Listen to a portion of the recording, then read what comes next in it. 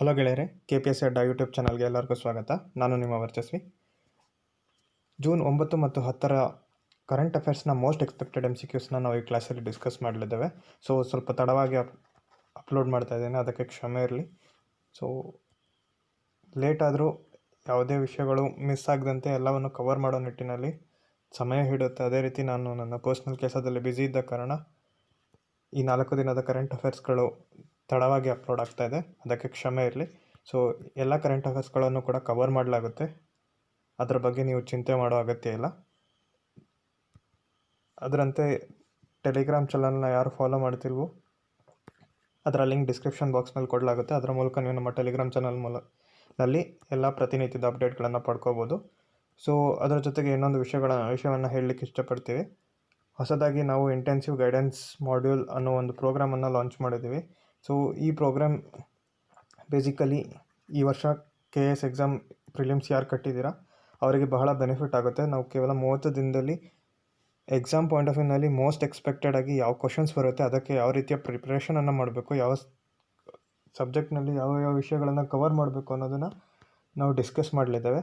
So 30 ದಿನದ ಈ super 25 batch ಏನಿದೆ ಇಂಟೆನ್ಸಿವ್ ಗೈಡೆನ್ಸ್ ಪ್ರೋಗ್ರಾಮ್ನಲ್ಲಿ, ಸೊ ಇದರಲ್ಲಿ ಭಾಗವಹಿಸಬೇಕು ಅಂತ ಹೇಳಿದರೆ ನೀವು ಟೆಲಿಗ್ರಾಮ್ನಲ್ಲಿ ಅಡ್ಮಿನ್ ಆಗಿರೋಂಥ ಈ ಮಡಿ ಪುಲಕೇಶಿ ಆಗಿರ್ಬೋದು ಅಥವಾ ನನ್ನ ಅಕೌಂಟ್ಗೆ ಪರ್ಸ್ನಲ್ ಮೆಸೇಜನ್ನು ಮಾಡಿ ಇನ್ನುಳಿದ ಇನ್ಫಾರ್ಮೇಷನ್ಗಳನ್ನು ಕೊಡಲಾಗುತ್ತೆ. ಈ ಕೋರ್ಸ್ಗೆ ನಾವು ₹1000 ಫೀಸಾಗಿ ಫಿಕ್ಸ್ ಮಾಡಿದ್ದೇವೆ.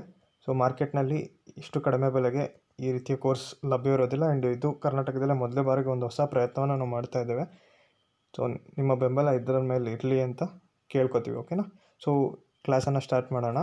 ಪಂಚ್ಶೀಲ್ principles was first accepted and sign formally between. So Panchsheel ಪ್ರಿನ್ಸಿಪಲ್ಸ್ನ ಕರ್ತೃ ಯಾರಪ್ಪ ಅಂತ ಹೇಳಿದರೆ ನಮ್ಮ ಮೊದಲ ಪ್ರಧಾನಮಂತ್ರಿ ಜವಾಹರ್ಲಾಲ್ ನೆಹರು ಅವರು. ಸೊ ಜವಾಹರ್ಲಾಲ್ ನೆಹರು ಅವರು ಈ ಪಂಚ್ಶೀಲ್ ಪ್ರಿನ್ಸಿಪಲ್ಸನ್ನು ಮೊದಲಿಗೆ ಸೈನ್ ಮಾಡ್ತಾರೆ. ಯಾರ ಜೊತೆ ಸೈನ್ ಮಾಡ್ತಾರೆ ಅಂದರೆ ಚೈನಾ ಜೊತೆ. ಸೊ ನೀವು ಇಲ್ಲಿ ನೋಡ್ಬೋದು, ಏಪ್ರಿಲ್ 28, 1954ರಲ್ಲಿ ಮೊದಲನೇ ಬಾರಿಗೆ ಪಂಚ್ಶೀಲ್ ಪ್ರಿನ್ಸಿಪಲ್ಸ್ ಭಾರತ ಮತ್ತು ಚೈನಾ ಸಹಿ ಮಾಡುತ್ತೆ. ಈ ಪ್ರಿನ್ಸಿಪಲ್ಸ್ನಲ್ಲಿ ಏನೇನಿದೆ ಅಂತ ನಾವು ಡಿಸ್ಕಸ್ ಮಾಡೋದಾದರೆ, ಎರಡು ರಾಷ್ಟ್ರಗಳು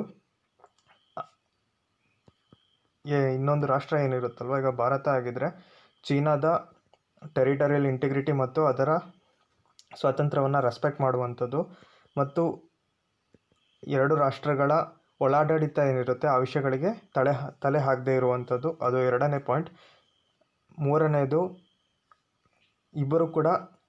ಇಬ್ಬರಿಗೂ ಬೆನಿಫಿಟ್ ಆಗೋ ರೀತಿ ಕೆಲಸವನ್ನು ಮಾಡುವಂಥದ್ದು. ಆ್ಯಂಡ್ 4ನೇದು, ಯಾರು ಇನ್ನೊಬ್ಬರ ಮೇಲೆ ದಂಡೆತ್ತಿ ಹೋಗದೇ ಇರುವಂಥದ್ದು. ಆ್ಯಂಡ್ 5ನೇದು, ಪೀಸ್ಫುಲ್ ಕೋಎಕ್ಸಿಸ್ಟೆನ್ಸ್. ಸೊ ಶಾಂತಿಯುತವಾಗಿ ಸಹಬಾಳ್ವೆ ನಡೆಸುವಂಥದ್ದು. ಸೊ ಈ 5 ಪ್ರಿನ್ಸಿಪಲ್ಸ್ನ ಒಳಗೊಂಡಂಥ ಪಂಚ್ಶೀಲ್ ಪ್ರಿನ್ಸಿಪಲ್ಸ್ ಅಂತ ನಾವು ಇದನ್ನು ಕರಿತೀವಿ. ಸೊ ಇದನ್ನು ಭಾರತ ಮತ್ತು ಚೈನಾ ಮೊದಲಿಗೆ 1954ನಲ್ಲಿ ಸೈನ್ ಮಾಡುತ್ತೆ. ತದನಂತರ ನಾವು ನಾನ್ ಅಲೈನ್ಡ್ ಮೂವ್ಮೆಂಟ್ ಬಗ್ಗೆ ಕೇಳಿದ್ದೀವಲ್ಲ, ನಾನ್ ಅಲೈನ್ಡ್ ಮೂವ್ಮೆಂಟ್ನಲ್ಲೂ ಕೂಡ ಇದೇ ಪ್ರಿನ್ಸಿಪಲ್ಸ್ನ ಸ್ವಲ್ಪ ಮಾಡಿಫೈ ಮಾಡಿ ಸೈನ್ ಮಾಡಲಾಗಿದೆ. ಅದು 1955ನ ಬ್ಯಾಂಡುಂಗ್ ಕಾನ್ಫರೆನ್ಸ್ ಆಗುತ್ತೆ, ಅಲ್ಲಿ ಇದರ ಡಿಸ್ಕಷನ್ ಆಗುತ್ತೆ, ಓಕೆನಾ? ಬ್ಯಾಂಡುಂಗ್ ಕಾನ್ಫರೆನ್ಸ್ ಆಗುತ್ತೆ, ಬ್ಯಾಂಡುಂಗ್ ಇಂಡೋನೇಷ್ಯಾದಲ್ಲಿದೆ. ಸೊ ಈ ಕಾನ್ಫರೆನ್ಸ್ನಲ್ಲಿ ಜವಾಹರ್ಲಾಲ್ ನೆಹರು ಆಗಿರ್ಬೋದು, ಯುಗೋಸ್ಲಾವಿಯಾದ ಟಿಟೋ ಆಗಿರ್ಬೋದು, ಈಜಿಪ್ಟನ ಅಬ್ದುಲ್ ನಾಜರ್ ಆಗಿರ್ಬೋದು, ಸೊ ವಿವಿಧ ರಾಷ್ಟ್ರಗಳ ಪ್ರಮುಖರು ಯಾರು, ಒಂದು ಕಡೆ USA ಇತ್ತು ಆ್ಯಂಡ್ ಇನ್ನೊಂದು ಕಡೆ ರಷ್ಯಾ ಇತ್ತು, ಕೋಲ್ಡ್ ವಾರ್ ನಡೀತಾ ಇತ್ತು, ಶೀತಲ ಸಮರ. ಆ ಸಂದರ್ಭದಲ್ಲಿ ಈ ಎರಡು ರಾಷ್ಟ್ರಗಳಿಗೆ ಸೇರೋದಕ್ಕೆ ಇಚ್ಛೆ ಪಡೆದಿರೋರು ಈ ನಾನ್ ಅಲೈನ್ಡ್ ಮೂವ್ಮೆಂಟನ್ನು ಶುರು ಮಾಡಿದರು. ಈ ನಾನ್ ಅಲೈನ್ಡ್ ಮೂವ್ಮೆಂಟಿಗೆ ಲೀಡರ್ಶಿಪ್ಪನ್ನು ಜವಾಹರ್ಲಾಲ್ ನೆಹರು ವಹಿಸ್ಕೊಂಡಿದ್ರು, ಓಕೆನಾ? ಜವಾಹರ್ಲಾಲ್ ನೆಹರು ಮತ್ತು ಬೇರೆ ಲೀಡರ್ಸ್, ನನ್ನ ಟಿಟೋ ಆಗಿರ್ಬೋದು, ಅಬ್ದುಲ್ ನಜರ್ ಆಗಿರ್ಬೋದು, ಸುಕರ್ನೋ ಆಗಿರ್ಬೋದು, ಇಂಡೋನೇಷ್ಯಾದ ಆಗಿನ ಪ್ರಧಾನಿ. ಸೊ ಇವರೆಲ್ಲರೂ ವಹಿಸ್ಕೊಂಡಿದ್ರು, ಓಕೆ? ಸೊ ಈ ಪಂಚ್ಶೀಲ್ ಪ್ರಿನ್ಸಿಪಲ್ಸ್ ಬಗ್ಗೆ ಕೇಳಿದರೆ ಅದು ಭಾರತ ಮತ್ತು ಚೈನಾಕ್ಕೆ ಸಂಬಂಧಪಟ್ಟಿದ್ದು. ತದನಂತರ 1962ನಲ್ಲಿ ಇಂಡೋ ಚೈನಾ ವಾರ್ ಆಗುತ್ತೆ. ತದನಂತರ ಡಿಪ್ಲೊಮ್ಯಾಟಿಕ್ ಟೈಸ್ ಕಟ್ ಮಾಡಲಾಗುತ್ತೆ. ಮತ್ತು 1978ನಲ್ಲಿ ಮೊರಾರ್ಜಿ ದೇಸಾಯಿ ಗೌರ್ಮೆಂಟ್ ಬಂದಾಗ ಅಟಲ್ ಬಿಹಾರಿ ವಾಜಪೇಯಿ ಅವರು ಆವಾಗ ವಿದೇಶಾಂಗ ಸಚಿವರಾಗಿರ್ತಾರೆ. ಸೊ ಈ ಅವಧಿಯಲ್ಲೇ ಅವರು ಮೊದಲನೇ ಬಾರಿಗೆ ಹಿಂದಿಯಲ್ಲಿ ಭಾಷಣ ಕೊಡುವಂಥದ್ದು UN-ನಲ್ಲಿ. ಸೊ 1978ನಲ್ಲಿ ಅವರು ವಿದೇಶಾಂಗ ಸಚಿವರಾಗಿರ್ತಾರೆ. ಸೊ ಅದೇ ಸಂದರ್ಭದಲ್ಲಿ ಬೀಜಿಂಗಿಗೆ ವಿಸಿಟ್ ಮಾಡ್ತಾರೆ. ತದನಂತರ 1979ಇಂದ ಪುನಃ ಡಿಪ್ಲೊಮ್ಯಾಟಿಕ್ ಟೈಸ್ ರಿಎಸ್ಟಾಬ್ಲಿಷ್ ಆಗುತ್ತೆ. ತದನಂತರ ಸಣ್ಣ ಪುಟ್ಟ ಗಲಾಟೆಗಳಾಗಿದ್ದಾವೆ, ಬಟ್ ಈಗ ಸ್ವಲ್ಪ ಉಲ್ಬಣ ಆಗಿರುವಂತೆ ಕಾಣಿಸ್ತಾ ಇದೆ. ಆ್ಯಂಡ್ ಈಗಿನ ಮೀಟಿಂಗ್ಸ್ ಆಗಿರ್ಬೋದು, ಜನರಲ್ ಲೆವೆಲ್ ಮೀಟಿಂಗ್ ಆಗಿರ್ಬೋದು, ಕರ್ನಲ್ ಲೆವೆಲ್ ಮೀಟಿಂಗ್ಸ್ ಆಗಿರ್ಬೋದು ನಡೆದಿದೆ. ಸೊ ಶಾಂತಿಯುತ ನಡೀತಾ ಇದೆ. ಓಕೆ, ಅದರಿಂದಾಗಿ ಇಂಡಿಯಾ ಚೈನಾ ಬಗ್ಗೆ ಹಿಸ್ಟ್ರಿ ಬಗ್ಗೆ ತಿಳ್ಕೊಳ್ಳೋದು ಬಹಳ ಇಂಪಾರ್ಟೆಂಟ್ ಆಗುತ್ತೆ. ಪ್ರಶ್ನೆ ಬರುವಂಥ ಚಾನ್ಸಸ್ ಇದೆ. ಓಕೆನಾ. ಎರಡನೇ ಪ್ರಶ್ನೆಗೆ ಹೋಗೋಣ. Who among the following are ex officio members of NHRC? National human rights ಕಮಿಷನ್ನ ಎಕ್ಸ್ ಅಫಿಷಿಯೋ ಮೆಂಬರ್ಸ್ ಆಗಿ ಯಾರ್ಯಾರು ಇರ್ತಾರೆ ಕೆಳಗಿನವರಲ್ಲಿ ಅನ್ನೋದು ಪ್ರಶ್ನೆ. ಇದಕ್ಕೆ ಸರಿಯಾದ ಉತ್ತರ all of the above. National commission of schedule caste ಆಗಿರ್ಬೋದು, ಕಮಿಷನರ್ ಯಾರಿರ್ತಾರೆ, ಚೇರ್ಪರ್ಸನ್ನು.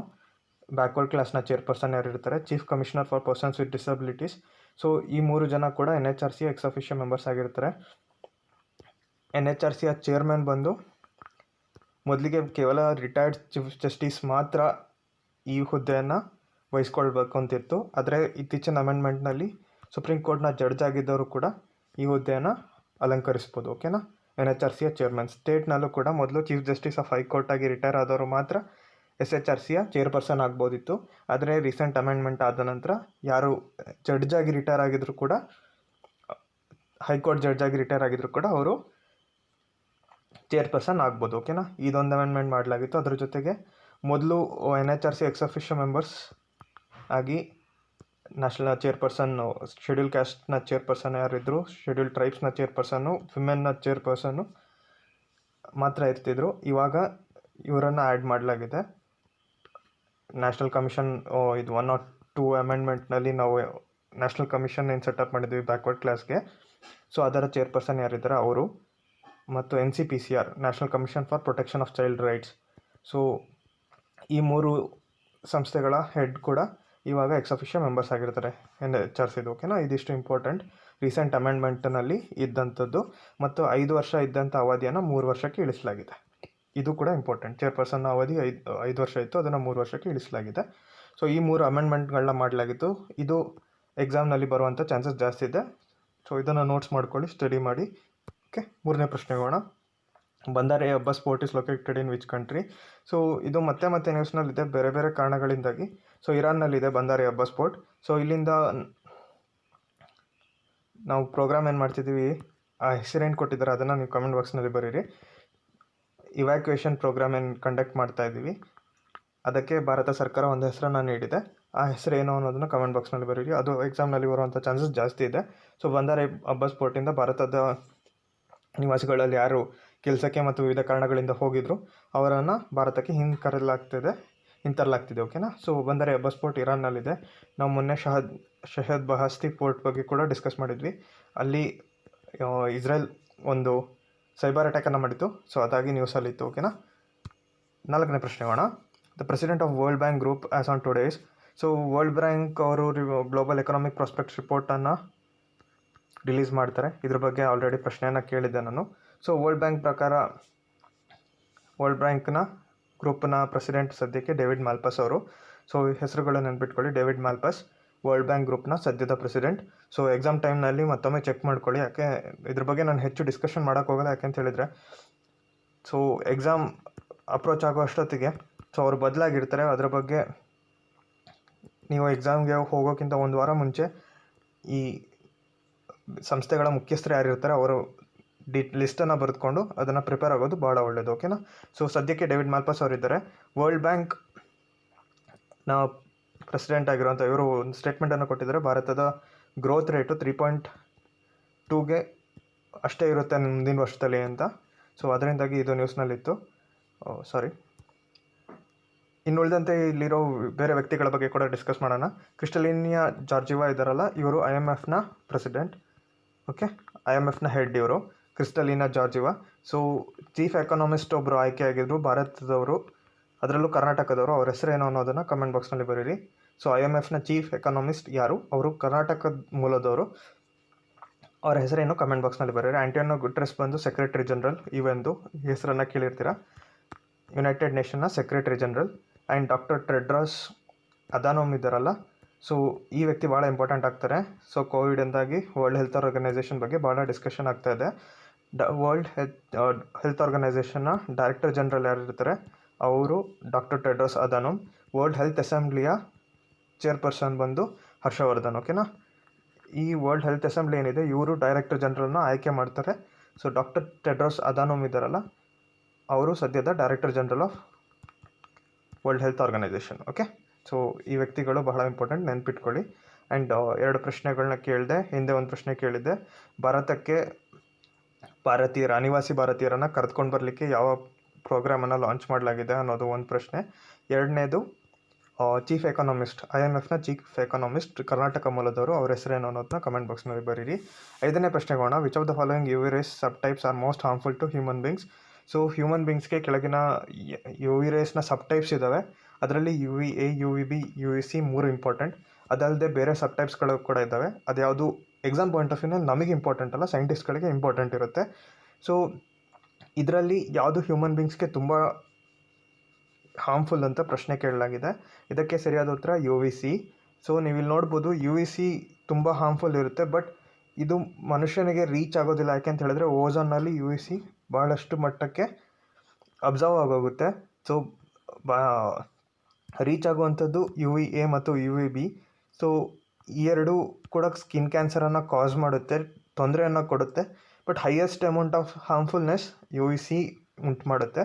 ಬಟ್ ಓಝೋನ್ ಲೇಯರ್ ಅದನ್ನು ಅಬ್ಸರ್ವ್ ಮಾಡೋದ್ರಿಂದ, ಸ್ಟ್ರಾಟೋಸ್ಫಿಯರಲ್ಲಿ ಓಝೋನ್ ಲೇಯರ್ ಇರುತ್ತೆ. ಸೊ ಈ ಓಝೋನ್ UVCಯನ್ನು ಅಬ್ಸರ್ವ್ ಮಾಡ್ಕೊಳ್ಳುತ್ತೆ. ಸೊ ಹಾಗಾಗಿ ಭೂಮಿಗೆ ತಲುಪುವಂಥ ಪ್ರಪೋರ್ಷನೇ ತುಂಬ ಕಮ್ಮಿ, ಬಟ್ ರೀಚ್ ಆಗೋ ರೀಜನಲ್ಲಿ ತುಂಬ ಇಂಪ್ಯಾಕ್ಟನ್ನು ಕ್ರಿಯೇಟ್ ಮಾಡುತ್ತೆ. ಜೆನೆಟಿಕ್ ಮ್ಯುಟೇಷನನ್ನು ಕೂಡ ಕಾಸ್ ಮಾಡೋಷ್ಟು ಪವರ್ಫುಲ್ ಇರುತ್ತೆ UVC. ಸೊ UVC ಇದಕ್ಕೆ ಸರಿಯಾದ ಉತ್ತರ. ಓಕೆನಾ, ಫೈನ್. 6ನೇ ಪ್ರಶ್ನೆಗೋಣ, 2020 G20 ಸಮಿಟ್ ಎಲ್ಲಿ ನಡೀಲಿದೆ ಅನ್ನೋದು ಪ್ರಶ್ನೆ. 2020 G20 ಸಮಿಟ್ ಬಂದು ಸೌದಿ ಅರೇಬಿಯಾದಲ್ಲಿ ನಡೆಯಲಿದೆ.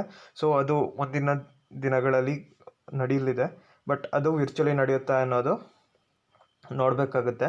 ಸೊ ಕ್ಯಾಂಪ್ ಡೇವಿಡ್ USA ಅಲ್ಲಿ G7 ಸಮಿಟ್ ನಡಿಬೇಕಾಗಿತ್ತು, ಬಟ್ ಇದರಿಂದಾಗಿ ಕೋವಿಡಿಂದಾಗಿ ವಿರ್ಚುವಲ್ ಸಮಿಟ್ ನಡಿಬೇಕಾಯಿತು. ಓಕೆನಾ, ಸೊ ಅದೇ ರೀತಿ G20 ಸಮಿಟ್ ರಿಯಾದ್ನಲ್ಲಿ ಏನು ನಡಿಬೇಕಾಗಿದೆ, ಸೊ ಅದು ಕೂಡ ವಿರ್ಚುವಲ್ ಸಮಿಟ್ ಆಗುವಂಥ ಚಾನ್ಸಸ್ ಜಾಸ್ತಿ ಇದೆ. ಓಕೆನಾ, ಆ್ಯಂಡ್ ನೆಕ್ಸ್ಟ್ ಒನ್, ಇಂಡಿಯಾದಲ್ಲಿ 2022 G20 ಕಾನ್ಫರೆನ್ಸ್ ನಡೆಯುತ್ತೆ. G20ಯ ಕಾನ್ಫರೆನ್ಸ್ 2022 ಭಾರತದಲ್ಲಿ ನಡೆಯುತ್ತೆ. 2021 ಅಂದರೆ ಮುಂದಿನ ವರ್ಷ ಇಟಲಿಯಲ್ಲಿ ನಡೆಯುತ್ತೆ. ಓಕೆನಾ, ನೆನ್ಪಿಟ್ಕೊಳ್ಳಿ. 2022 ಇಂಡಿಯಾದಲ್ಲಿ ನಡೆಯುತ್ತೆ. G20 ಸಮಿಟು ಇಂಡಿಯಾದಲ್ಲಿ 2022 ಅಲ್ಲಿ ನಡೆಯುತ್ತೆ. ಸೊ ಯಾರು ಕೇಳಿದರೆ ಪ್ರಶ್ನೆ ಬರುವಂಥ ಚಾನ್ಸಸ್ ಇದೆ, G20 ಸಮಿಟ್ ನಾವು ಯಾವಾಗ ಹೋಸ್ಟ್ ಮಾಡಲಿದ್ದೇವೆ ಅಂತ ಹೇಳಿದರೆ 2022. ಓಕೆ, ಆ್ಯಂಡ್ ಬ್ರಿಕ್ಸ್ ಸಮಿಟ್ ಈ ವರ್ಷದ್ದು ಸೇಂಟ್ ಪೀಟರ್ಸ್ಬರ್ಗ್ ರಷ್ಯಾದಲ್ಲಿ ನಡೆಯಲಿದೆ. ಓಕೆ, ನೆನ್ಪಿಟ್ಕೊಳ್ಳಿ, ಸೇಂಟ್ ಪೀಟರ್ಸ್ಬರ್ಗಲ್ಲಿ ಬ್ರಿಕ್ಸ್ ಸಮಿಟ್ ನಡೀಲಿದೆ. ರಿಯಾದ್ ಸೌದಿ ಅರೇಬಿಯಾದಲ್ಲಿ G20 ಸಮಿಟ್. ಕ್ಯಾಂಪ್ ಡೇವಿಡ್ USAಲಿ G7 ಸಮಿಟ್ ನಡಿಬೇಕಿತ್ತು, ಬಟ್ ಅದು ವಿರ್ಚುವಲ್ ಸಮಿಟ್ ಆಗಿ ಎಂಡ್ ಆಗಿದೆ. ಓಕೆನಾ, 2022 ಇಂಡಿಯಾದಲ್ಲಿ G20 ಸಮಿಟ್ ನಡೆಯುತ್ತೆ. 7ನೇ ಪ್ರಶ್ನೆಗೋಣ, Baghjan oil gas field is located in the state of. So ಇದು ಆಲ್ರೆಡಿ ನಾನು ಡಿಸ್ಕಸ್ ಮಾಡಿದ್ದೆ, ಅಸ್ಸಾಂನಲ್ಲಿದೆ. ಅಲ್ಲಿ ಇನ್ನೊಂದು ಎಕ್ಸ್ಪ್ಲೋಷನ್ ಆಗಿತ್ತು. ಸೊ ಅದರಿಂದಾಗಿ ನ್ಯೂಸ್ನಲ್ಲಿತ್ತು, ಸಣ್ಣ ಪುಟ್ಟ ಗಾಯ ಒಬ್ರಿಗಾಗಿದೆ ಅಂತ ನ್ಯೂಸ್ ಆಗಿದೆ just. But oil gas field ಬಹಳ ಇಂಪಾರ್ಟೆಂಟ್ ಆಗುತ್ತೆ. ಆ್ಯಂಡ್ ಅಸ್ಸಾಮಲ್ಲಿ ಆಯಿಲ್ ಗ್ಯಾಸ್ ಫೀಲ್ಡ್ಸ್ಗಳು ಬಹಳ ದೊಡ್ಡ ಮಟ್ಟಕ್ಕೆ ಸಿಗುತ್ತೆ. ಆ್ಯಂಡ್ ಭಾರತದ ಓಲ್ಡೆಸ್ಟ್ ಆಯಿಲ್ ಗ್ಯಾಸ್ ಫೀಲ್ಡ್ ಕೂಡ ಅಲ್ಲೇ ಇರುವಂಥದ್ದು. ಅದರ ಬಗ್ಗೆ ಕೂಡ ಪ್ರಶ್ನೆ ಇದೆ, ನಾವು ಡಿಸ್ಕಸ್ ಮಾಡೋಣ. 8ನೇ ಪ್ರಶ್ನೆಗೋಣ, computer emergency response team works under. So CERT-IN ಏನಿದೆ, CERT-IN ಯಾವ ಮಿನಿಸ್ಟ್ರಿ ಅಡಿಯಲ್ಲಿ ವರ್ಕ್ ಮಾಡುತ್ತೆ ಅಂತ ಪ್ರಶ್ನೆ. ಸೊ ಇದಕ್ಕೆ MeitY ಸರಿಯಾದ ಉತ್ತರ. MEITY ಅಂತಲೂ ಕರೀತಾರೆ, ಅಥವಾ ministry of electronics and information technology ಏನಿದೆ, ಸೊ ಈ ಮಿನಿಸ್ಟ್ರಿ ಅಡಿಯಲ್ಲಿ CERT-IN ಕೆಲಸ ಮಾಡುತ್ತೆ, computer emergency response team. So ಭಾರತದಲ್ಲಿ ಯಾವುದೇ ರೀತಿಯ ಸೈಬರ್ ಸೆಕ್ಯುರಿಟಿಗೆ ಸಂಬಂಧಪಟ್ಟಂತೆ ಸರ್ಕಾರಿ ಸ್ವಾಮ್ಯದಲ್ಲಿ ಕೆಲಸ ಮಾಡುವಂಥ ಈ ಸಂಸ್ಥೆ ಎಲ್ಲಿ ಸೈಬರ್ ಥ್ರೆಟ್ಗಳು ಎದುರಾಗುತ್ತೆ ಅದರ ಬಗ್ಗೆ ಮುಂಜಾಗ್ರತೆ ಕ್ರಮಗಳನ್ನು ತೆಗೆದುಕೊಳ್ಳೋದಾಗಿರ್ಬೋದು, ಸಂಸ್ಥೆಗಳಿಗೆ ಇನ್ಫಾರ್ಮೇಷನ್ಗಳನ್ನು, ಥ್ರೆಟ್ಗಳ ಬಗ್ಗೆ ಇನ್ಫಾರ್ಮೇಷನನ್ನು ಪ್ರೊವೈಡ್ ಮಾಡೋದು, ಅಲರ್ಟ್ನೆಸ್ಗೋಸ್ಕರ ಈ ಸಂಸ್ಥೆ ಕೆಲಸ ಮಾಡುತ್ತೆ. ಸೊ ಈ CERT-IN ಬಂದು MeitY ಅಡಿಯಲ್ಲಿ ಕೆಲಸ ಮಾಡುತ್ತೆ, ministry of electronic and information technology. Okay, 9ನೇ ಪ್ರಶ್ನೆಗೋಣ, which of the following is India's oldest oil well. India's oldest oil well ಡಿಗ್ಬಾಯಲ್ಲಿದೆ. ಡಿಗ್ಬಾಯ್ ಇರೋದು ಅಸ್ಸಾಮಲ್ಲಿ. ಸೊ ಅಸ್ಸಾಂನ ಡಿಗ್ಬಾಯ್ನಲ್ಲಿ ಭಾರತದ ಮೊದಲ ಆಯಿಲ್ ವೆಲ್ಲನ್ನು ಡ್ರಿಲ್ ಮಾಡಲಾಗಿತ್ತು. ಓಕೆನಾ, ಸೊ ಅದರ ಹೆಸರು ಡಿಗ್ಬಾಯ್, ಅಸ್ಸಾಂನಲ್ಲಿರುವಂಥದ್ದು. ಸೊ ಬ್ಯಾಗ್ಜನ್ ಬಗ್ಗೆ ಕ್ವಶನ್ ಬರದೇ ಇದ್ದರು ಇದ್ರ ಬಗ್ಗೆ ಕ್ವಶನ್ ಕೇಳುವಂಥ ಚಾನ್ಸಸ್ ಇದೆ. ಸೊ ನೆನ್ಪಿಟ್ಕೊಳ್ಳಿ. ಆ್ಯಂಡ್ ಇನ್ನು ಉಳಿದಂತೆ ಇಲ್ಲಿರೋ ಆಯಿಲ್ ಫೀಲ್ಡ್ಗಳು ಎಲ್ಲೆಲ್ಲಿದ್ದಾವೆ ಅನ್ನೋದ್ರ ಬಗ್ಗೆ ಕೂಡ ನಾವು ಡಿಸ್ಕಸ್ ಮಾಡೋಣ. ರವಾ ಆಯಿಲ್ ಫೀಲ್ಡ್ ಬಂದು ಕೃಷ್ಣ ಗೋದಾವರಿ ಬೇಸಿನಲ್ಲಿದೆ, ಆಂಧ್ರ ಪ್ರದೇಶನಲ್ಲಿ ಬರುತ್ತೆ. ಸೊ ಕೃಷ್ಣ ಗೋದಾವರಿ ಬೇಸಿನ್ನಲ್ಲಿ ಆಯಿಲ್ ವೆಲ್ಸ್ಗಳನ್ನು ಆಯಿಲ್ ಡೆಪಾಸಿಟ್ಸ್ ಇದ್ದಾವೆ. ಸೊ ಅದರಲ್ಲಿ ಒಂದು oil field Ravva oil field, ಇನ್ನೊಂದು Panna Mukta oil field. Confusion ಆಗುವಂಥ ಚಾನ್ಸಸ್ ಇದೆ. ಪನ್ನಾ ಅನ್ನೋ ಒಂದು ಬಯೋಸ್ಫಿಯರ್ ರಿಸರ್ವ್ ಕೂಡ ಇದೆ, ಇದಿರೋದು ಮಧ್ಯಪ್ರದೇಶನಲ್ಲಿ. But Panna Mukta oil field ಇರುವಂಥದ್ದು ಮಹಾರಾಷ್ಟ್ರದಲ್ಲಿ. ಓಕೆನಾ. ಸೊ ಮಹಾರಾಷ್ಟ್ರದಲ್ಲಿ ಈ ಪನ್ನಾ ಮುಕ್ತ ಆಯಿಲ್ ಫೀಲ್ಡನ್ನು, ಮುಂಬೈ ಹತ್ರ ಈ ಪನ್ನಾ ಮುಕ್ತ ಆಯಿಲ್ ಫೀಲ್ಡ್ ಇದೆ. ಓಕೆನಾ. ಪನ್ನಾ ಬಯೋಸ್ಫಿಯರ್ ರಿಸರ್ವ್ ಬಗ್ಗೆ ಕೇಳಿದ್ರೆ ಅದು ಮಧ್ಯಪ್ರದೇಶನಲ್ಲಿ ಇದೆ. Okay fine. ಐಶ್ವರ್ಯ ಇರುವಂಥದ್ದು ರಾಜಸ್ಥಾನಲ್ಲಿ. ಐಶ್ವರ್ಯ ಮತ್ತು ಮಂಗಳ ಅಂತ ಎರಡು ಆಯಿಲ್ ಫೀಲ್ಡ್ಗಳಿದ್ದಾವೆ, ಎರಡು ಕೂಡ ರಾಜಸ್ಥಾನದಲ್ಲಿದೆ. ಓಕೆನಾ. ಐಶ್ವರ್ಯ ಮತ್ತು ಮಂಗಳ. Okay fine. 10ನೇ ಪ್ರಶ್ನೆಗೋಣ. Right to health is and fundamental right under. So article 21 ಬಹಳ ವಿಶಾಲವಾಗಿ ಇಂಟರ್ಪ್ರೆಟ್ ಆಗಿರುವಂಥ article. So right to health ಕೂಡ ಅದರಲ್ಲೇ ಬರುತ್ತೆ. ರೈಟ್ ಟು ಎನ್ವೈರ್ನಮೆಂಟ್ ಏನಿದೆ ಅದು ಕೂಡ ಅದರಲ್ಲೇ ಬರುತ್ತೆ. ರೈಟ್ ಟು ಸ್ಲೀಪ್, ನಿದ್ದೆ ಮಾಡಲಿಕ್ಕೆ ಅಂಥದ್ದು ಒಂದು ಕೂಡ ರೈಟ್, ಅದು ಕೂಡ ಆರ್ಟಿಕಲ್ 21 ಬರುತ್ತೆ. ಆರ್ಟಿಕಲ್ 21 ಬಹಳ ವಿಶಾಲವಾಗಿ ಇಂಟರ್ಪ್ರೆಟ್ ಮಾಡಿರುವಂಥ ಆರ್ಟಿಕಲ್. ಸುಪ್ರೀಂ ಕೋರ್ಟ್ ಆರ್ಟಿಕಲ್ 21 ಅಡಿಯಲ್ಲಿ ಬಹಳಷ್ಟು ವಿಷಯಗಳನ್ನು ಉಲ್ಲೇಖ ಮಾಡಿದೆ. ಓಕೆನಾ. ಸೊ ರೈಟ್ ಟು ಹೆಲ್ತ್ ಕೂಡ ಆರ್ಟಿಕಲ್ 21 ಅಡಿಯಲ್ಲಿ ಬರುತ್ತೆ. ಸೊ ಹೆಲ್ತಿಗೆ ತೊಂದರೆ ಆದಾಗ ಫಂಡಮೆಂಟಲ್ ರೈಟಲ್ಲಿ ಬರುತ್ತೆ. ಅಂದರೆ ಮುಖ್ಯ ಉದ್ದೇಶ ಏನಪ್ಪ ಇದ್ರದ್ದು ಅಂತ ಹೇಳಿದ್ರೆ, ಆರ್ಟಿಕಲ್ 32 ಅಡಿಯಲ್ಲಿ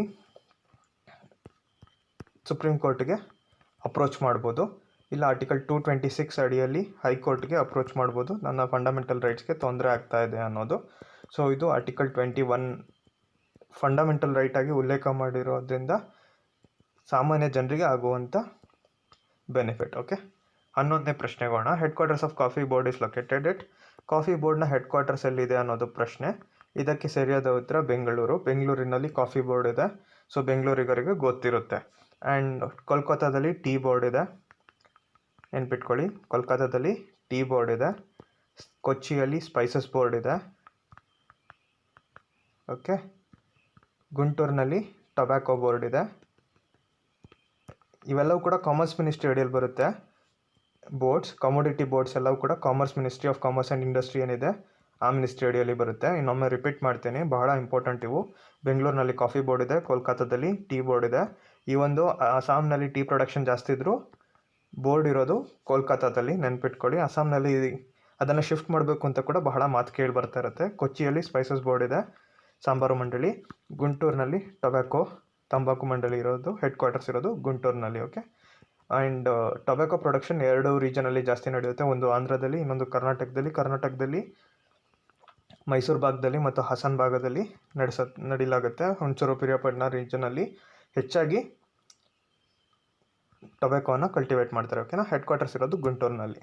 12ನೇ ಪ್ರಶ್ನೆಗೋಣ. Which of the following institute in India stood first in India in QS world university ranking. QS world university ರ್ಯಾಂಕಿಂಗನ್ನು ರಿಲೀಸ್ ಮಾಡಲಾಗುತ್ತೆ. ವಿಶ್ವದಲ್ಲಿರುವಂಥ ಎಲ್ಲ ಯೂನಿವರ್ಸಿಟಿಗಳಲ್ಲಿ ಪ್ರಮುಖ ಯೂನಿವರ್ಸಿಟಿಗಳನ್ನು ರೆಕಗ್ನೈಸ್ ಮಾಡಿ ಅವುಗಳನ್ನು ರ್ಯಾಂಕ್ ಮಾಡಲಾಗುತ್ತೆ. ಸೊ ಭಾರತದ ಮಟ್ಟಕ್ಕೆ ಯಾವುದು ಇಂಪಾರ್ಟೆಂಟ್ ಅನ್ನೋದನ್ನು ಮಾತ್ರ ನಾವಿಲ್ಲಿ discuss ಮಾಡಲಿದ್ದೀವಿ.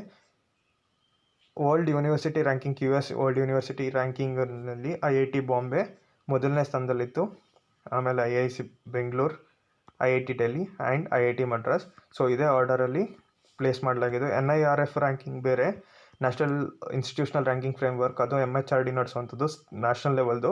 QS world university ranking international ಲೆವೆಲಾಗಿ ಎಲ್ಲ ಯೂನಿವರ್ಸಿಟೀಸ್ ಇರುತ್ತೆ. ಅದರಲ್ಲಿ ಭಾರತದ ಯೂನಿವರ್ಸಿಟಿಗಳ ಪೊಸಿಷನ್ ಆಧಾರದಲ್ಲಿ ಮೊದಲನೆಯಿಂದ ಫಸ್ಟ್ 4 ಇಲ್ಲಿ ಮಾರ್ಕ್ ಮಾಡಲಾಗಿದೆ.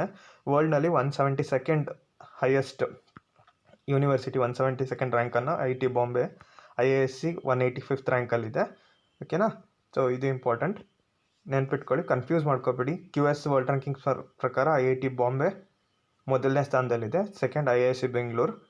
ಸೊ NIRF ರ್ಯಾಂಕಿಂಗನ್ನು ನಾನು ನೆಕ್ಸ್ಟ್ ಕ್ಲಾಸ್ನಲ್ಲಿ ಡಿಸ್ಕಸ್ ಮಾಡ್ತೀನಿ. ಓಕೆನಾ. ಓಕೆ. 13ನೇ ಪ್ರಶ್ನೆಗೋಣ. Which article provides for use of English language in supreme court and high court until change by the law of parliament.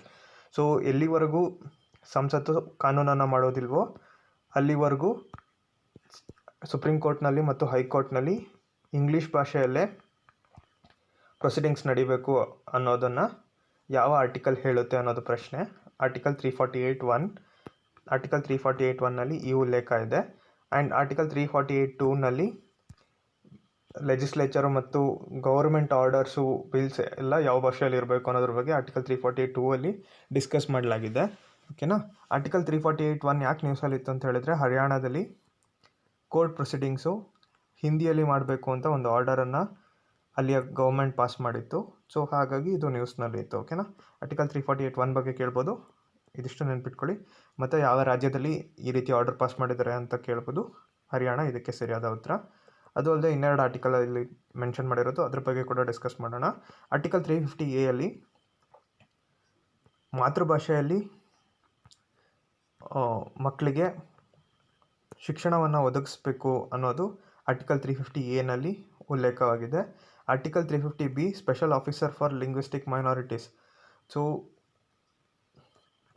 ಭಾಷೆ ಆಧಾರದ ಮೇಲೆ ಯಾರು ಮೈನಾರಿಟೀಸ್ ಇದ್ದಾರಲ್ಲ, ಸೊ ಅವರಿಗೋಸ್ಕರ ಒಂದು ಸ್ಪೆಷಲ್ ಆಫೀಸರನ್ನು ಸೆಟಪ್ ಮಾಡಬೇಕು ಅನ್ನೋದು ಆರ್ಟಿಕಲ್ 350(b)ಯ ಅಡಿಯಲ್ಲಿ ನೀಡಲಾಗಿದೆ. ಓಕೆನಾ. ಸೊ ಈಗ ಸದ್ಯಕ್ಕೆ ಸೆಟಪ್ ಆಗಿರುವಂಥ special officer for linguistic minorities ಅದು ಆರ್ಟಿಕಲ್ 350 ಪಡೆದಂಥ ಪವರ್ನಲ್ಲಿ ಸೆಟಪ್ ಮಾಡಲಾಗಿರುವಂಥದ್ದು. ಓಕೆನಾ. ಆರ್ಟಿಕಲ್ 350(a) ಬಂದು ಒಬ್ಬ ವ್ಯಕ್ತಿ ತನ್ನ ಮಾತೃಭಾಷೆಯಲ್ಲಿ ಶಿಕ್ಷಣವನ್ನು ಪಡಿಬೇಕು ಅನ್ನುವಂಥದ್ದನ್ನು ಉಲ್ಲೇಖ ಮಾಡುತ್ತೆ. ಓಕೆ. 14ನೇ ಪ್ರಶ್ನೆಗೆ ಹೋಗೋಣ. 14ನೇ ಪ್ರಶ್ನೆ, VIP airplanes for PM, president and vice president is manufactured by. So Boeing company, US Boeing company ಏನಿದೆ, ಅವರು ಭಾರತದ ಪ್ರಧಾನಿಗಳಿಗೆ, ಪ್ರೆಸಿಡೆಂಟ್ ಮತ್ತು ವೈಸ್ ಪ್ರೆಸಿಡೆಂಟ್ ಉಪರಾಷ್ಟ್ರಪತಿಗಳಿಗೆ ಫುಲ್ ಸೆಕ್ಯೂರ್ಡ್ ಏರ್ಪ್ಲೇನನ್ನು ಮ್ಯಾನುಫ್ಯಾಕ್ಚರ್ ಮಾಡುವಂಥ ಕೆಲಸವನ್ನು ಮಾಡ್ತಿದ್ದಾರೆ. ಆ್ಯಂಡ್ ಅದು ಈ ವರ್ಷದ ಕೊನೆಗೆ ಭಾರತಕ್ಕೆ ಬಂದು ತಲುಪುತ್ತೆ ಅನ್ನೋದು ನ್ಯೂಸ್ನಲ್ಲಿತ್ತು. ಸೊ ಅದ್ರ ಜೊತೆಗೆ ಈ ಪ್ಲೇನ್ಗಳ ಮೇಲೆ ಏನು ಬರೆಯಲಾಗುತ್ತೆ ಅನ್ನೋದ್ರ ಬಗ್ಗೆ ಕೂಡ ಡಿಸ್ಕಷನ್ ಆಗಿತ್ತು. ಸೊ ಯಾರಿಗಾರು ಗೊತ್ತಿರೋ ಕಮೆಂಟ್ ಬಾಕ್ಸ್ನಲ್ಲಿ ಬರೀರಿ. ಓಕೆ. 15ನೇ ಪ್ರಶ್ನೆಗೋಣ. Committee to look into increasing the age of girls for marriage from 18 to 21 is headed by. So ಈ ಕಮಿಟಿಯನ್ನು ಜಯಾ ಜೇಟ್ಲಿ ಅನ್ನೋರು ವಹಿಸ್ಕೊಂಡಿದ್ದಾರೆ. ಕಮಿಟಿಯ ಚೇರ್ಪರ್ಸನ್ ಅವರು ಜಯಾ ಜೇಟ್ಲಿ ಅನ್ನೋರು. ಸೊ ಈ ವ್ಯಕ್ತಿ ಇಂಪಾರ್ಟೆಂಟ್ ಆಗ್ತಾರೆ. ಯಾರು ಆ ಕಮಿಟಿಯ ಹೆಡ್ ಅನ್ನೋದು ಇಂಪಾರ್ಟೆಂಟ್ ಆಗುತ್ತೆ. ಓಕೆನಾ. ರೇಖಾ ಶರ್ಮಾ ಅವರು ನ್ಯಾಷನಲ್ ಕಮಿಷನ್ ಫಾರ್ ವಿಮೆನ್ ಏನಿದೆ ಅದರ ಚೇರ್ಪರ್ಸನ್. ಪ್ರಮೀಳಾ ನಾಯ್ಡು ಅವರು Karnataka state commission for women ಏನಿದೆ ಅದರ ಹೆಡ್. ಪ್ರಿಯಾಂಕ್ ಕನ್ನುಂಗೋ ಅವರು ಚೈಲ್ಡ್ ರೈಟ್ಸ್ ಏನಿದೆ NCPCR ಅದರ ಹೆಡ್. ಓಕೆನಾ. ಇನ್ನೊಮ್ಮೆ ಡಿಸ್ಕಸ್ ಮಾಡೋಣ. ರೇಖಾ ಶರ್ಮಾ ಇವರು ನ್ಯಾಷನಲ್ ಕಮಿಷನ್ ಫಾರ್ ವುಮೆನ್ ಏನಿದೆ ಅದರ ಚೇರ್ಪರ್ಸನ್. ಪ್ರಮೀಳಾ ನಾಯ್ಡು ಅವರು ಕರ್ನಾಟಕದ ಸ್ಟೇಟ್ ಕಮಿಷನ್ ಫಾರ್ ವುಮೆನ್ ಏನಿದೆ ಅದರ ಚೇರ್ಪರ್ಸನ್. ಪ್ರಿಯಾಂಕ್ ಕನ್ನುಂಗೋ ಅವರು child rights, national commission for protection of child rights NCPCR ಏನಿದೆ ಅದರ ಚೇರ್ಪರ್ಸನ್.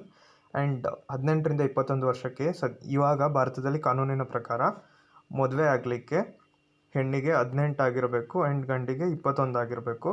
ಸೊ ಈ ಒಂದು ವಿಷಯ ಏನಿದೆ ಇದನ್ನು ಇನ್ಕ್ರೀಸ್ ಮಾಡಿ 21 ವರ್ಷಕ್ಕೆ ಈಕ್ವಲ್ ಮಾಡಬೇಕು ಅನ್ನೋ ನಿಟ್ಟಿನಲ್ಲಿ ಸರ್ಕಾರ ಯೋಚಿಸ್ತಿದೆ. ಅದಕ್ಕೋಸ್ಕರ ಅದ್ರ ಬಗ್ಗೆ ಸ್ಟಡಿ ಮಾಡಲಿಕ್ಕೆ ಈ ಕಮಿಟಿಯನ್ನು ಸೆಟಪ್ ಮಾಡಲಾಗಿದೆ. ಓಕೆನಾ. ಆ ಕಮಿಟಿಯ ಚೇರ್ಪರ್ಸನ್ ಬಂದು ಜಯಾ ಜೇಟ್ಲಿ. ಓಕೆ. 16ನೇ ಪ್ರಶ್ನೆಗೋಣ. Which of the following city was made the summer capital of Uttarakhand. ಉತ್ತರಾಖಂಡ್ನ ಸಮ್ಮರ್ ಕ್ಯಾಪಿಟಲ್ ಆಗಿ ಯಾವ ಸಿಟಿಯನ್ನು ಮಾಡಲಾಗಿದೆ ಅನ್ನೋದು ಪ್ರಶ್ನೆ. ಈ 4 ಸಿಟಿಗಳು ಕೂಡ ಇರೋದು ಉತ್ತರಾಖಂಡ್ನಲ್ಲೇ. ಇದಕ್ಕೆ ಸರಿಯಾದ ಉತ್ತರ ಗೈರಿಸೈನ್ ಏನಿದೆ. ಸೊ ಇಲ್ಲೊಂದು A ಬರಬೇಕು. ಗೈರ್ಸೈನ್ ಏನಿದೆ ಇದು ಉತ್ತರಾಖಂಡ್ನ ಸಮ್ಮರ್ ಕ್ಯಾಪಿಟಲ್ ಆಗಿ ಅಲ್ಲಿಯ ಸರ್ಕಾರ ನಿರ್ಧಾರ ಮಾಡಿದೆ. ವಿಂಟರ್ ಕ್ಯಾಪಿಟಲ್ ಡೆಹ್ರಾಡೂನ್ ಇರುತ್ತೆ, ಗೈರ್ಸೈನ್ ಬಂದು ಸಮ್ಮರ್ ಕ್ಯಾಪಿಟಲ್. ಓಕೆನಾ. ಆ್ಯಂಡ್ ಹಿಮಾಚಲ್ ಪ್ರದೇಶನಲ್ಲೂ ಇದೇ ರೀತಿ ಇದೆ, ಲೇನಲ್ಲೂ ಇದೇ ರೀತಿ ಇದೆ, ಕಾಶ್ಮೀರ್ನಲ್ಲೂ ಹೀಗೆ ಇದೆ. ಆ್ಯಂಡ್ ಇವನ್ ಮಹಾರಾಷ್ಟ್ರದಲ್ಲೂ ಕೂಡ ಈ ಸಮ್ಮರ್ ಕ್ಯಾಪಿಟಲ್ ಮತ್ತು ವಿಂಟರ್ ಕ್ಯಾಪಿಟಲ್ ಅನ್ನೋ ವಿಷಯ ಇದೆ. ಆ್ಯಂಡ್ ಇದ್ರ ಬಗ್ಗೆ ಒಂದು ನೋಟನ್ನು ನಾನು ಟೆಲಿಗ್ರಾಮ್ ಗ್ರೂಪ್ನಲ್ಲಿ ಹಾಕ್ತೀನಿ. ಸೊ ಯಾವ ಯಾವ ರಾಜ್ಯಗಳಲ್ಲಿ ಯಾವುದು ಸಮ್ಮರ್ ಕ್ಯಾಪಿಟಲ್, ಯಾವುದು ವಿಂಟರ್ ಕ್ಯಾಪಿಟಲ್ ಅನ್ನೋದು, ಸೊ ಅದನ್ನು ನೋಟ್ ಮಾಡ್ಕೊಳ್ಳಿ. ಓಕೆನಾ. ಫೈನ್. 17ನೇ ಪ್ರಶ್ನೆಗೆ ಹೋಗೋಣ. Which of the following standards is presently functioning in India. So Bharat stage 6 ಭಾರತದಲ್ಲಿ ಈಗ ಕೆಲಸ ಮಾಡ್ತಾ ಇದೆ. ಏಪ್ರಿಲ್ 1 2020 ಏಪ್ರಿಲ್ 1 ಇದು ಫಂಕ್ಷನಿಂಗ್ನಲ್ಲಿದೆ. ಸೊ ಅದಕ್ಕಿಂತ ಮುಂಚೆ BS4 ಇತ್ತು. ನಾವು BS4 BS5ಗೆ ಹೋಗದೆ ಡೈರೆಕ್ಟಾಗಿ BS6ಗೆ ಶಿಫ್ಟ್ ಆಗಿದ್ದೀವಿ. ಈ ಭಾರತ್ ಸ್ಟೇಜ್ ಅನ್ನೋದೇನಿದೆ ಇದು ಯೂರೋ ಸ್ಟ್ಯಾಂಡರ್ಡ್ಸ್ ಮೇಲೆ ಬೇಸ್ ಆಗಿದೆ. ಯುರೋಪ್ನಲ್ಲಿ ಯೂರೋ ಸ್ಟ್ಯಾಂಡರ್ಡ್ಸನ್ನು ತರಲಾಗಿತ್ತು. ಮುಖ್ಯ ಉದ್ದೇಶ ಏನಪ್ಪ ಅಂತ ಹೇಳಿದರೆ, ಸ್ಟ್ಯಾಂಡರ್ಡ್ಸ್ ಇನ್ಕ್ರೀಸ್ ಆಗ್ತಾ ಹೋದಂತೆ ಕಾರ್ಗಳ ಮ್ಯಾನುಫ್ಯಾಕ್ಚರಿಂಗ್ನಲ್ಲಿ ಚೇಂಜಸನ್ನು ತರಬೇಕು, ಅಥವಾ ವೆಹಿಕಲ್ಸ್ ಮ್ಯಾನುಫ್ಯಾಕ್ಚರಿಂಗ್ನಲ್ಲಿ, ಸೊ ದಟ್ ಅವು ಲೆಸ್ ಪೊಲ್ಯೂಟೆಡ್ ಆಗುವಂತೆ ಹೋಗ್ತಾ ಇರಬೇಕು. ಆ್ಯಂಡ್ ಅದೇ ರೀತಿ ಫ್ಯೂಯಲ್ ಕನ್ಸಂಪ್ಷನ್ ಕೂಡ ಪೊಲ್ಯೂಷನನ್ನು ರೆಡ್ಯೂಸ್ ಮಾಡ್ತಾ ಹೋಗ್ತಾ ಇರಬೇಕು. ಅಂದರೆ ಈಗ ಕ್ವಾಂಟಿಟಿ ವೈಸ್ ಮೆಜರ್ ಮಾಡೋದಾದರೆ ಇಲ್ಲಿ ನೀವು ಈ ಟೇಬಲಲ್ಲೇ ನೋಡ್ಬೋದು. BS6ನಲ್ಲಿ ಸಲ್ಫರು BS4ನಲ್ಲಿ 50 ppm ಇರುತ್ತೆ. BS6 ವೆಹಿಕಲ್ನಲ್ಲಿ ಅದು ಮ್ಯಾಕ್ಸಿಮಮ್ ಏನು ಪರ್ಮಿಸೇಬಲ್ ಇದೆ ಅದು ಜಸ್ಟ್ 10 ppm, ಓಕೆನಾ. ಸೊ ಡೀಸೆಲಲ್ಲಿ, ಪೆಟ್ರೋಲಲ್ಲಿ ಕೂಡ ರೆಡ್ಯೂಸ್ ಮಾಡಲಾಗುತ್ತೆ 50ಇಂದ 10. ಲೆಡ್ ಗ್ರಾಮ್ ಪರ್ ಲೀಟರ್ ಏನಿದೆ ಅದು 0.005ಇಂದ 0.001ಗೆ ರೆಡ್ಯೂಸ್ ಮಾಡಲಾಗುತ್ತೆ. ಓಕೆ, ಸೊ ಈ ನಿಟ್ಟಿನಲ್ಲಿ ಈ ಸ್ಟ್ಯಾಂಡರ್ಡ್ಸನ್ನು ಮೀಟ್ ಮಾಡಲಿಕ್ಕೆ ಇಬ್ಬರು ಕೂಡ ಕೆಲಸ ಮಾಡಬೇಕಾಗುತ್ತೆ. ಒಂದು ಕಡೆ ಫ್ಯೂಯಲ್ ರಿಫೈನರೀಸ್ ಏನಿದ್ದಾವೆ ಅವು ಕ್ರೂಡ್ ಆಯಿಲನ್ನು ರಿಫೈನ್ ಮಾಡಬೇಕಾದ್ರೆ ಅದರ ಕ್ವಾಲಿಟಿಯನ್ನು ಇನ್ಕ್ರೀಸ್ ಮಾಡಬೇಕಾಗುತ್ತೆ. ಆ್ಯಂಡ್ ಅದೇ ರೀತಿ ಮ್ಯಾನುಫ್ಯಾಕ್ಚರರ್ಸ್, ಆಟೋಮೊಬೈಲ್ ಮ್ಯಾನುಫ್ಯಾಕ್ಚರರ್ಸ್ ಯಾರಿದ್ದಾರೆ ಅವರು ಅದೇ ರೀತಿ ಇಂಜಿನನ್ನು ಡೆವಲಪ್ ಮಾಡಬೇಕಾಗುತ್ತೆ. ಇನ್ನೊಂದು ವಿಶೇಷ ಅಂತ ಹೇಳಿದರೆ, 2 ವರ್ಷದ ಹಿಂದೆಯೇ BS6 ಫ್ಯೂಲ್ಸ್ ಡೆಲ್ಲಿಯಲ್ಲಿ ಕೆಲಸ ಮಾಡಲಿಕ್ಕೆ ಸ್ಟಾರ್ಟ್ ಮಾಡಿದ್ವು, ಓಕೆನಾ. ಅಲ್ಲಿಯ ಪೊಲ್ಯೂಷನ್ನಿಂದಾಗಿ BS6 ಸ್ಟ್ಯಾಂಡರ್ಡ್ಸನ್ನು 2 ವರ್ಷದ ಹಿಂದೆಯೇ ಇಂಟ್ರೊಡ್ಯೂಸ್ ಮಾಡಲಾಗಿದೆ. ಭಾರತದಲ್ಲಿ ಸೆಪ್ಟೆಂಬರ್ 2020 ಏನಿದೆ ಆವಾಗ ಡೆಡ್ಲೈನ್ ಕೊಡಲಾಗಿದೆ. ಸೊ ಈ ಕೋವಿಡಿಂದ ಇನ್ಕ್ರೀಸ್ ಮಾಡಲಾಗಿದೆ, ಓಕೆನಾ. ಸದ್ಯಕ್ಕೆ ಭಾರತದಲ್ಲಿ BS6 ಸ್ಟ್ಯಾಂಡರ್ಡ್ಸ್ ಅಪ್ಲೈ ಆಗುತ್ತೆ. ಫೈನ್. 18ನೇ ಪ್ರಶ್ನೆಗೆ ಹೋಗೋಣ. Daulat Beg Oldi air strip is in. Daulat Beg Oldi air strip ಬಂದು ಲಡಾಖ್ನಲ್ಲಿದೆ. ಸೊ ಇದು ಬಹಳ ವರ್ಷಗಳಿಂದ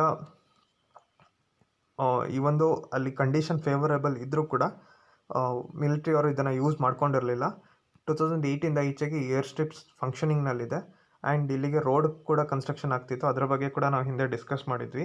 ಆ್ಯಂಡ್ ಇದು ಒನ್ ಆಫ್ ದ ರೀಸನ್ ಯಾಕೆ ಚೈನಾ ಮತ್ತು ಭಾರತದ ನಡುವೆ ಒಂದು ರೀತಿಯ ಮುಸುಕಿನ ಗುದ್ದಾಟ ಏನು ನಡೀತಾ ಇದೆಯಲ್ಲ. ಸೊ ಇಲ್ಲಿಗ ರೋಡ್ ಕನ್ಸ್ಟ್ರಕ್ಷನ್ ಆಗಿರ್ಬೋದು, ಈ ಏರ್ ಸ್ಟ್ರಿಪ್ ಡೆವಲಪ್ಮೆಂಟ್ ಆಗಿರ್ಬೋದು, ಇದು ಕೂಡ ಚೈನಾವನ್ನು ಸಸ್ಪಿಷಿಯಸ್ ಆಗಿ ಭಾರತವನ್ನು ನೋಡಲಿಕ್ಕೆ ಕಾರಣ ಆಗಿದೆ. ಬಿಕಾಸ್ 1962 ವಾರ್ ಆದ ನಂತರ ಕೂಡ, ನಾನು ಅವತ್ತು ಬಾರ್ಡರ್ BIDP ಬಗ್ಗೆ ಮಾತಾಡುವಾಗ ಹೇಳ್ತಿದ್ದೆ, ಚೈನಾ ಬಾರ್ಡರ್ನಲ್ಲಿ ಇನ್ಫ್ರಾಸ್ಟ್ರಕ್ಚರ್ ಡೆವಲಪ್ಮೆಂಟ್ ಬಗ್ಗೆ ಭಾರತದ ಸೇನೆ ಅಷ್ಟೊಂದು ಕೆಲಸವನ್ನು ಮಾಡಿಲ್ಲ. ಸೇನೆ ಅನ್ನೋದಕ್ಕಿಂತ ಸರ್ಕಾರಗಳು ಅದರ ಮೇಲೆ ಹೆಚ್ಚಿನ ಇಂಟ್ರೆಸ್ಟನ್ನು ತೆಗೆದುಕೊಂಡಿಲ್ಲ. ರೀಸೆಂಟ್ ಟೈಮ್ಸ್ನಲ್ಲಷ್ಟೇ ರೋಡ್ಸ್ಗೆ ನೀವು 2014ಇಂದ ಈಚೆಗೆ ಅರುಣಾಚಲ್ ಪ್ರದೇಶ್, ಅಸ್ಸಾಂ ಈ ಏರಿಯಾಗಳಲ್ಲಿ ಕನೆಕ್ಟಿವಿಟಿಗೋಸ್ಕರ ಹೊಸ ಬ್ರಿಡ್ಜ್ಗಳನ್ನು ಕನ್ಸ್ಟ್ರಕ್ಟ್ ಮಾಡೋದ್ರ ಬಗ್ಗೆ ನಾವು ಮಾತನಾಡಿದ್ವಿ. ಬಹಳ ಡಿಸ್ಕಷನಲ್ಲಿರುತ್ತೆ ಹೊಸ ಬ್ರಿಡ್ಜ್ಗಳು ಕನ್ಸ್ಟ್ರಕ್ಟ್ ಆಗಿರುವಂಥದ್ದು. ಬಿಕಾಸ್ ಕನೆಕ್ಟಿವಿಟಿ ಇಲ್ಲದೆ ಬಾರ್ಡರ್ ಏರಿಯಾಸ್ಗಳನ್ನು ಸೆಕ್ಯೂರ್ ಮಾಡೋದು ಬಹಳ ಕಷ್ಟ ಆಗುತ್ತೆ. ಆ್ಯಂಡ್ ಕನೆಕ್ಟಿವಿಟಿ ಇದ್ದರೆ ಮಾತ್ರ ಆ ಏರಿಯಾಗಳಲ್ಲಿ ಇನ್ಫ್ರಾಸ್ಟ್ರಕ್ಚರ್ ಡೆವಲಪ್ ಮಾಡಲಿಕ್ಕೆ ಈಸಿ ಆಗುತ್ತೆ. ಏರ್ ಸ್ಟ್ರಿಪ್ಸ್ ಆಗಿರ್ಬೋದು, ಅಲ್ಲಿ ಸೇನೆಯನ್ನು ಈಸಿಯಾಗಿ ಡಿಪೋರ್ಟ್ ಮಾಡಲಿಕ್ಕೆ ರೋಡ್ಸ್ ಆಗಿರ್ಬೋದು, ಇವೆಲ್ಲವೂ ಕೂಡ ಇಂಪಾರ್ಟೆಂಟ್ ಆಗುತ್ತೆ, ಓಕೆನಾ.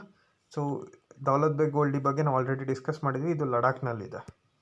19ನೇ ಪ್ರಶ್ನೆ ಹೋಗೋಣ. Which of the following is not a part of Chardham ಯಾತ್ರಾ. ಸೊ ಚಾರ್ಧಾಮ್ ಯಾತ್ರಾದಲ್ಲಿ ಮಹಾಬಲೇಶ್ವರ್ ಬರೋದಿಲ್ಲ. ಇಲ್ಲಿ ಕನ್ಫ್ಯೂಷನ್ ಆಗುವಂಥ 2 ಚಾನ್ಸಸ್ ಇರುತ್ತೆ. ಇನ್ನೊಂದು ಛೋಟಾ ಚಾರ್ಧಾಮ್ ಅಂತ ಕರಿತೀವಿ. ಛೋಟಾ ಚಾರ್ಧಾಮ್ ಬಂದು ಉತ್ತರಾಖಂಡ್ನಲ್ಲಿರುವಂಥದ್ದು. ಅಲ್ಲಿ 4 ಪ್ಲೇಸಸ್ ಯಾವುದು ಅಂತ ಮೊದಲು ಡಿಸ್ಕಸ್ ಮಾಡೋಣ. ಅಲ್ಲಿ ಕೇದಾರ್ನಾಥ್, ಬದ್ರಿನಾಥ್, ಯಮುನೋತ್ರಿ ಮತ್ತು ಗಂಗೋತ್ರಿ ಏನಿದೆ, ಈ 4 ಸ್ಥಳಗಳು, ಕೇದಾರ್ನಾಥ್, ಬದ್ರಿನಾಥ್, ಯಮುನೋತ್ರಿ ಮತ್ತು ಗಂಗೋತ್ರಿಯನ್ನು ಛೋಟಾ ಚಾರ್ಧಾಮ್ ಅಂತ ಕರಿತೀವಿ. ಇದು 4 ಇರೋದು ಉತ್ತರಾಖಂಡ್ನಲ್ಲಿ. ಬಹಳ ಪ್ರತಿಷ್ಠಿತ ಟೂರಿಸ್ಟ್ ಪ್ಲೇಸಸ್ಗಳಿವು ಚಾರ್ಧಾಮ್ ಯಾತ್ರಾದಲ್ಲಿ. ಛೋಟಾ ಚಾರ್ಧಾಮ್ 4 ಇರೋದು ಉತ್ತರಾಖಂಡ್ನಲ್ಲಿ. ಚಾರ್ಧಾಮ್ ಯಾತ್ರಾ ಅಂತ ಕೇಳಿದರೆ ಅದು ದ್ವಾರಕಾ ಇಲ್ಲಿರುವಂಥದ್ದು. ಇದು ದ್ವಾರಕೆಯಲ್ಲಿರುವಂಥ ದೇವಸ್ಥಾನ. ಇಲ್ಲಿರುವಂಥದ್ದು ಪುರಿ, ಇಲ್ಲಿರುವಂಥದ್ದು ಹರಿದ್ವಾರ, ಆ್ಯಂಡ್ ಇದು ರಾಮೇಶ್ವರಂನಲ್ಲಿರುವಂಥ ದೇವಸ್ಥಾನ. ಇವು 4 ಚಾರ್ಧಾಮ್ ಯಾತ್ರಾ ಅಂತ ಕರಿತೀವಿ, ಓಕೆನಾ. ಸೊ ಇಲ್ಲಿ ಮಹಾಬಲೇಶ್ವರ್ ಸರಿಯಾದ ಉತ್ತರ ಅಲ್ಲ. ಸೊ ಈ ಜಾಗದಲ್ಲಿ ರಾಮೇಶ್ವರಂ ಇರಬೇಕು, ಓಕೆ. ಇದು ಹರಿದ್ವಾರ, ದ್ವಾರಕಾ, ಪುರಿ ಮತ್ತು ರಾಮೇಶ್ವರಂ, ಓಕೆ. ಕಡೆಯ ಪ್ರಶ್ನೆಗೆ ಹೋಗೋಣ. 20ನೇ ಪ್ರಶ್ನೆ. ನೇಕಾ ಸಮ್ಮಾನ್ ಯೋಜನಾ is launched by which government. ಯಡಿಯೂರಪ್ಪನವರು ಇಲ್ಲೇ ಇದ್ದಾರೆ. ಸೊ ಕರ್ನಾಟಕ ಸರ್ಕಾರ ಲಾಂಚ್ ಮಾಡಿರುವಂಥ ಪ್ರೋಗ್ರಾಮ್ ಇದು. ಇದರ ಅಡಿಯಲ್ಲಿ 2,000 ರೂಪಾಯಿಗಳನ್ನು ಪ್ರತಿ ವರ್ಷಕ್ಕೆ 2,000 ರೂಪಾಯಿ ಅಂತೆ ನೇಕಾರರಿಗೆ, ಕೈಮಗ್ಗ ನೇಕಾರರಿಗೆ, ಅದು ಕಾಟನ್ ಆಗಿರ್ಬೋದು, ಸಿಲ್ಕ್ ಆಗಿರ್ಬೋದು ಅಥವಾ ವೂಲ್ ಆಗಿರ್ಬೋದು, ಸೊ ಕೈಮಗ್ಗವನ್ನು ನಡೆಸ್ತಿರುವಂಥ ನೇಕಾರರಿಗೆ ಪ್ರಯೋಜನ ಆಗಲಿಕ್ಕೆ ಈ ಒಂದು ಪ್ರೋಗ್ರಾಮನ್ನು ಸರ್ಕಾರ ಲಾಂಚ್ ಮಾಡಿದೆ. ಓಕೆ, ಕರ್ನಾಟಕ ಸರ್ಕಾರ. ಸೊ ಇದು ಇವತ್ತಿನ ಕ್ಲಾಸ್ ಸ್ವಲ್ಪ ಲೆಂತಿ ಆದರೂ ಬಹಳ ಇನ್ಫಾರ್ಮೇಷನ್ಗಳನ್ನು ಡಿಸ್ಕಸ್ ಮಾಡಿದ್ವಿ. ಆ್ಯಂಡ್ ನೆಕ್ಸ್ಟ್ ಕ್ಲಾಸ್ನಲ್ಲಿ ನಾವು 11th ಮತ್ತು 12th ಕರೆಂಟ್ ಅಫೇರ್ಸನ್ನು ಡಿಸ್ಕಸ್ ಮಾಡ್ತೀವಿ. ಆ್ಯಂಡ್ ಅದು ಕೂಡ ಲೆಂತಿ ಕ್ಲಾಸ್ ಇರುತ್ತೆ, ಬಿಕಾಸ್ ಲಾಟ್ ಆಫ್ ಇಶ್ಯೂ ಇರುತ್ತೆ, 2 ದಿನದ್ದು ನ್ಯೂಸ್ ಇರುತ್ತೆ. ಆ್ಯಂಡ್ ಜಸ್ಟ್ ನಿಮಗೆ ಕರೆಂಟ್ ಅಫೇರ್ಸ್ನ ತಿಳಿಸೋದಷ್ಟೇ ಅಲ್ಲ, ಅದರ ಸ್ವಲ್ಪ ಬ್ಯಾಕ್ಗ್ರೌಂಡನ್ನು ಮತ್ತು ಹೆಚ್ಚಿನ ಇನ್ಫಾರ್ಮೇಷನ್ಗಳನ್ನು ಕೊಟ್ಟರೆ ಎಕ್ಸಾಮ್ನಲ್ಲಿ ಅದೇ ಪ್ರಶ್ನೆ ಬರುತ್ತೆ ಅಂತ ನಾನು ಹೇಳೋಕ್ಕಾಗಲ್ಲ. ಬಟ್ ನಿಮಗೆ ಅದರಿಂದ ಎಕ್ಸಾಮ್ನಲ್ಲಿ ಹೆಚ್ಚಿನ ಇನ್ಫಾರ್ಮೇಷನ್ ಗೊತ್ತಿರೋದ್ರಿಂದ ಎಲಿಮಿನೇಟ್ ಮಾಡಲಿಕ್ಕಾಗಲಿ, ಸೊ ಈ ಆನ್ಸರ್ ಇದಲ್ಲ, ಇದಕ್ಕೆ ಸಂಬಂಧಪಟ್ಟಿದ್ದಲ್ಲ, ನಾನು ಇದ್ರ ಬಗ್ಗೆ ಕೇಳಿದ್ದೀನಿ ಅನ್ನೋ ಒಂದು ಫೀಲ್ ಆದರೂ ಬರುತ್ತೆ. ಸೊ ಅದು ನಿಮಗೆ ಎಕ್ಸಾಮ್ನಲ್ಲಿ ಭಾಳ ಹೆಲ್ಪ್ ಆಗುತ್ತೆ. ಓಕೆ, ಆ ನಿಟ್ಟಿನಲ್ಲಿ ಕ್ಲಾಸಸನ್ನು ಸಂಪೂರ್ಣವಾಗಿ ಕೇಳಿ. ಓಕೆ, ಆ್ಯಂಡ್ ಟೆಲಿಗ್ರಾಮ್ ಗ್ರೂಪ್ ಮತ್ತು ನಮ್ಮ ಇಂಟೆನ್ಸಿವ್ ಗೈಡೆನ್ಸ್ ಮಾಡ್ಯೂಲ್ ಬಗ್ಗೆ ಕೂಡ ಏನಾದರೂ ಇನ್ಫಾರ್ಮೇಷನ್ ಬೇಕಾದರೆ ಟೆಲಿಗ್ರಾಮ್ನಲ್ಲಿ ವರ್ಚಸ್ವಿ ನೀವು ನಮ್ಮ ಗ್ರೂಪ್ನ ಇನ್ಫಾರ್ಮೇಷನಲ್ಲಿ ಚೆಕ್ ಮಾಡಿದರೆ ಅಲ್ಲಿ ಅಡ್ಮಿನ್ಗಳ ಕಾಂಟ್ಯಾಕ್ಟ್ ID ಇರುತ್ತೆ. ಸೊ ಅದ್ರ ಮೂಲಕ ನೀವು ನಮ್ಮನ್ನು ಕಾಂಟ್ಯಾಕ್ಟ್ ಮಾಡ್ಬೋದು. ಓಕೆನಾ, ಫೈನ್. ಸೊ ಇದು ಇಲ್ಲಿ ಇವತ್ತಿನ class. Thank you, have a good day.